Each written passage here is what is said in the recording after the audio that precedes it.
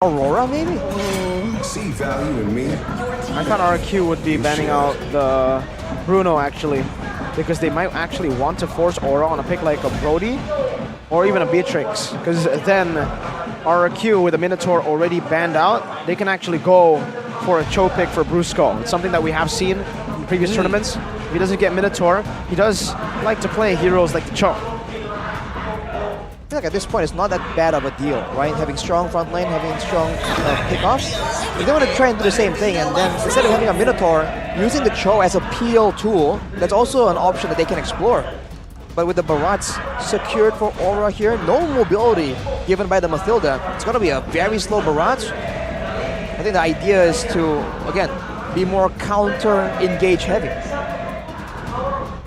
What are they planning here for the gold lane? I can't see it. Angela and Valentina going to be the choice. Okay, wave clear, really good rotations. It is the Angela Baxia. Angela Baxia combo without anyone to shred him down, without a mage that can output a lot of damage like a Lilia. This is going to be tough for Aura to try and shred him down. They need like DPS. A miracle. Brody. Okay. Oh, they choose to go for a burst, so this is a snowballing comp. They need to snowball. They need to find the strong side around Brody. They have to try and make it happen before level 4. Because if not, that's going to be a very difficult mid-game for them. I would hate to be in their shoes, man. Ouch. There you go, ladies and gentlemen. A brutal drafting phase by RRQ for Aura Fire.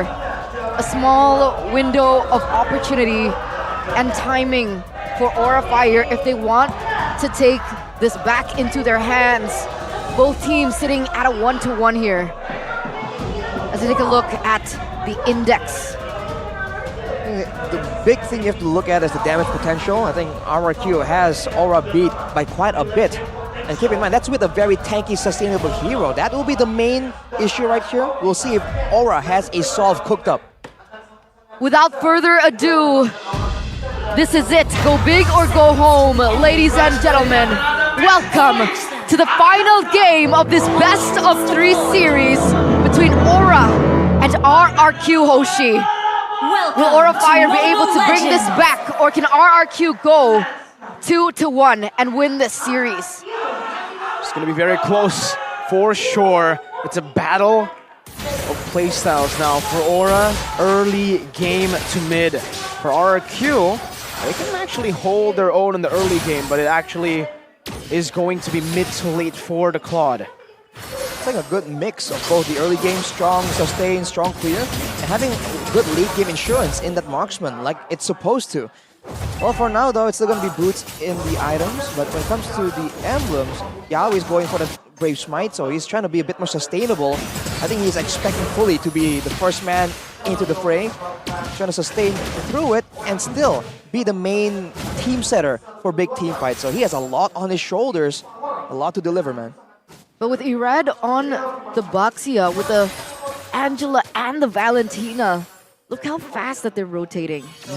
They were able to clear, give a lot of damage onto the opponents, and now they're going to be able to put some pressure here in the bottom lane as Irad will be able to get that away as well. Whew. Okay, it's a bit slow for both teams, but later on, this is where the Novaria won't be happy. Oh, whoa, Yawi. Stunned up there, Yawi very low. Claude's going for the kill. One more shot, and it's Brusco who picks up first blood early on in the bottom lane. This is the gold lane, folks. This is the lane that Aura desperately need to be ahead. But luckily for Aura, that wasn't a kill for Skylar, right? He does have an assist to his name, but at least it wasn't given to Skylar. Right, Skylar on the snowballing is definitely a big plus, but Brusco getting gold, it means anyone that gets a hard guard is going to be that much tankier. But hey, Aura instantly respawn. Shield Unity cancelled out, he walks up, Gugun. Detonus Welcome munching on Irad now, spinning him out onto the wall, pinning him down, and that should be, yes, a kill to Gugun. Last Insanity to the back. Octa actually already stole the final slash, now going back. Final slash from Yawi also to bring Octa back right into the Astral Sphere as Yawi jumps in with a vengeance again. To force out another vengeance. That's a little bit of a tongue twister. Vengeance from Arlet, and there's also a vengeance from Don. All the vengeances, that is not how RRQ wanted that to play out. Aura did such a great job pressuring RRQ with time. to go and rush into the turtle without preparation. Astrosphere steals away the gold buff as well, I believe. Man, Brusco is going full utility here. Inspire for the lack of cooldown, and the Bargain Hunter, he's just trying to get to those items as much as possible and facilitate the early game rush. I was about to say earlier, before I got interrupted by the action, that even though they have a Novaria that can slow, they can scout, if they're coming at you at 100 miles per hour, they're still going to catch you. So that is the benefit that this RRQ lineup has against this Novaria pick. We have to see if that is enough to really take it out of the equation though. They're definitely banking on the pure damage coming in from Yehezkiel with the Rupture as well as the Weapon Master. And they're also banking on his positioning. Just they're hoping that Yehezkiel can stay alive long enough in these team fights to dish out the damage like he did in game number 1. But against somebody like the Baxia, who's able to dive in, like Okta as well, it might be a little bit difficult. We'll see how this goes. You have to check out as well the fact that Kabuki has the Wilderness Blessing. He was planning on being very active, moving around, but RRQ grouping together in the river near his lane, that alone is not allowing him to try and make any moves that are too fancy. He's just trying to play it safe and ensure that he doesn't fall too far behind, because we've seen what happens to Aura when Kabuki, the tip of the spear, doesn't really get to sharpen his tools. So now the tools for Gugun is set, right? He's already level 7, meanwhile Irad's still at level 6. He has a little bit of an advantage here, but Gugun's gonna go in. Actually, no. Holy Dawn damage. goes. Dawn's melting. Gugun. Vengeance popped by Dawn. He's still gonna be running. Gugun down. 1 HP in the back. Still able to survive. Octa with a flicker. Basic attack 2 times. Finds it. Yaoi gets out, but Octa finds the kill. Now it's a run. Caught. Flickers out the safety. That should be RRQ with a free turtle. Brusco walking up. Kabuki's still there now with a basic attack on the Brusco, but Octa with the damage. Oh, forcing a flicker. 1 basic attack to take him down, but they've done enough damage for Skylar now to pick up the full turret gold and a free turtle. The gold leads back to RRQ. Beautiful, beautiful control, and they're gonna be able to get a turret as well down in the bottom side in the hands of Skylar, just munching on down those turrets. And you can even already feel how wealthy he has been getting in the past few minutes of the game. He was able to get no kills actually in that whole situation, but he was able to get almost the full turret gold and the turret itself. So I think he's doing very well for himself. And here's a fun fact. In MPL ID Season 12, Skylar's Cloud has been banned a total of 31 times, even from week 2 to 5. Cloud from Skylar is consistently banned in every match and game because it's just that respected by the opponents, anyone going up against RRQ. So Aura is literally playing with fire. Even on the international scene, it's respected. I think I remember back in MSC, was it MSC? Yeah. What was MSC? The Claude and the Beatrix, if you remember. Yep. MSC was actually always taken by Eman. The Beatrix. Ew. Talking about Beatrix. That reminds me of Kabuki. Yeah. Right. But it's no longer meta. The Wesker Kabuki was pretty scary, man. You walk in a bush and you get gunned down by the Wesker. So now with Skylar on, obviously, as everyone knows, his comfort hero, you can already see the stark difference in gold as well. I think he's had 1k gold already in front of Kabuki. It's more or less about a 1k gold difference, but Brusco also, with all the assists he's picking up, is snowballing significantly. If he gets the fleeting time, by the way, that means that that hard guard that can be used so effectively, like we saw earlier, onto Dawn or onto Irad, it's going to be spammable for RRQ to just go to town and get fights even before the neutral objectives have been up to get more momentum. And that's not great, because Aura Fire doesn't have enough consistent damage, in my opinion, right? I think he has skills a little more burst. We have Kabuki that's a little bit more burst as well. There's not that consistent damage that we can get from, let's say, a carry, but look at this. Oh, he ran! The drive-by with a shield unity. Deathwood is welcome, but Dawn just pops into Vengeance, able to survive, and now the last Insanity is popped. Aura are trying desperately to look for a trade because it's so bad for them. A Torapon memory to get a trade, but it's only onto the utility jungler. Tier 1 up top, Skylar got it, orange buff. Skylar's about to get it, and the turtle, it was a drive-by by Irad. They see him rolling, they hate him, and Skylar has been farming hard. I want to see the goal difference now, because that one sequence alone, he's been power farming with 2 turrets under his belt. Aura, for sure, is trying to make something happen, but they're leaving a lot of pressure away from Skylar, which is usually the approach that a lot of teams need to shut down RRQ. Now it's a definitive 1K gold lead for Skylar in the gold lane, and he's still building towards a golden staff. Not there just yet, but he is rapidly making progress. So Echo, Skylar and Octa, no initiation. This is brutal. Wait, okay, we were talking about a time frame that Aura Fire is on. Has that time frame gone out the window 8 minutes in? Or is there still hope for Aura Fire? I feel like if RRQ makes mistakes, there is definitely still hope, but I think if you get to minute 13 and then you're still completely controlled, you don't have control over the map and all that, I feel like that's just you waiting for RRQ to make a mistake. And as we spoke about it, that's going to be an 8.5 minute golden staff, 3 item power spike for Skylar. Now he's going to do the big damage, and he might just start following his team around for the big fights. And Aura has no way of stopping a full speed RRQ engage. So what do they do?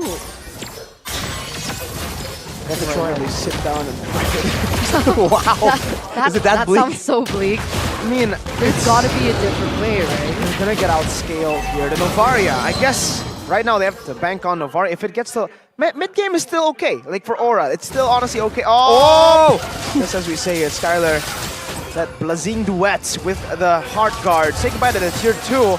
But Aura are committing to the Lord. They know that there's no Skylar, no Brusco. This might actually be a good one. They're taking it so slow. Don is walking up. Kabuki with a smooch. Don getting Chung low, has the Vengeance, and it is going to be Gugun who secures it. They need to run away now. They find a kill onto Don. There you go. That's the commitment. RRQ are not able to find any more trades when it comes to kills, but they might be able to take this turret down. Aura stops it from happening. He defended. They knew that Skylar also already used that Blazing Duet, so it wasn't a key that they could have used against Aura Fire in that team fight. But here it is, Skylar, a bit of damage. Raga armor, more like no armor. Raga cardboard. What was that? And look at this, look at the Lord. It's gonna barely touch the tier 1.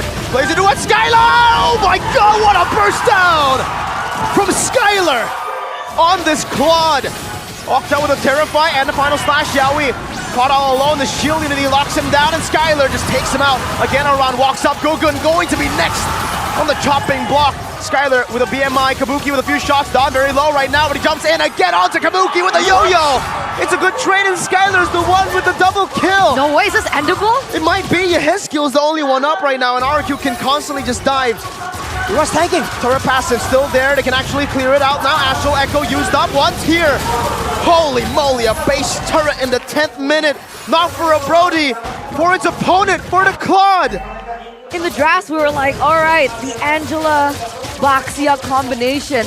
But as soon as Skylar got that power spike, it's a Claude Angela combination that should have been a lot more feared now that we're entering this mid-game. And the damage was definitely there. It was a ticking time bomb as to when he used that Blazing Duet in the top side and when he was able to pull that trigger in the mid to completely turn things around for RRQ. I mean, them getting the turtle, it was just a big plus. They were sacrificing so much early game prio, so much objective control just to get Skylar all the gold, all the resources. He is level 14, my guy. He is the highest level in the game right now, and he's rapidly approaching level 15.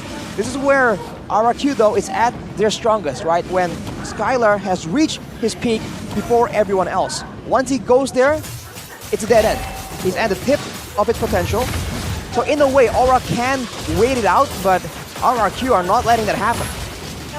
I mean, real-time victory rate, 64%. Man, hit it one more time. No. Come on. The minion. Look. Yeah, the minion's gonna hit. Look at this. It's okay, Look at this. it's okay. Boom. Oh no, we didn't get to see the small minion hit it. Oh. That is so unjust. I'm sorry. That is also a almost a 2,500 gold lead for Skylar. He has a Wind Talker 2 right now. Even without the Blazing Duet, he is shredding anyone down. And to make things worse, like we mentioned, there's no one on the side of Aura with any meaningful crowd control or burst damage that can threaten him away. And the Mythic Roar, the cherry on top. What? Wind of Nature, what? Level 15 as well. This is the icing on the cake, man. Aura knows this. They have to respect it. Oh man, Skylar, he's that confident. He's like, Dude, who can burst me? No one. I don't need to win a nature, man. There's a Angela in there as well, so you know, there's some reason for his confidence. Lord, and they even give it to Skylar, padding those stats. That was so fast. You blink and you miss it. Well, now Aura are trying desperately to hang on. It's What? only a 5k gold lead. But Hey, yo. 11,642 gold by UBS Gold. he's been making investments. Welcome to the rice field, boys. It's Skylar Wow. the farmer. Look at the waves though. Oh, That's a very early flicker used by a skill as well. Okay. Skylar's walking up right now, places the BMI, baits out the final slash. Wow. No final slash from Yaoi. Enhanced Lord in the mid lane now, as that's another wave crashing down in the bottom lane. Skylar should be able to deal with this turret. Kabuki's clearing it. Good job, but Detona's welcome. In the mid lane onto Octa. Oh, last insanity defensively. Torn apart memory. Oh my goodness, Octa! Oh. Picked off Irada's 1 HP. Or a defend. They did it. Octa's gone. that was a bit unfortunate for Octa over. RRQ. I think they really wanted the bottom turret. They sent Skylar there, but then a fight broke out, or rather was forced by Aura, credit to them, in the middle side of the map. They fought there without the guy who holds the bulk of their gold in the picture. And that's why they weren't really getting the same kind of, the same kind of advantage. So they should not repeat that mistake, and I think they themselves understand that. Now it's back to the waiting game, and Aura has the scouting tools to ensure that they can leave the base occasionally to try and shrink that gold gap, man, because it's not insane, but it's definitely significant. This feels like it's just prolonging the inevitable, though, in a way. Unless they find something that Beloyski would think of, something really creative when they have got Yaoi. there. Exactly. Yeah.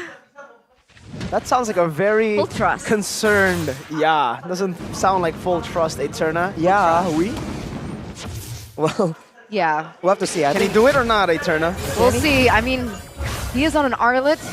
He should be able to make that play.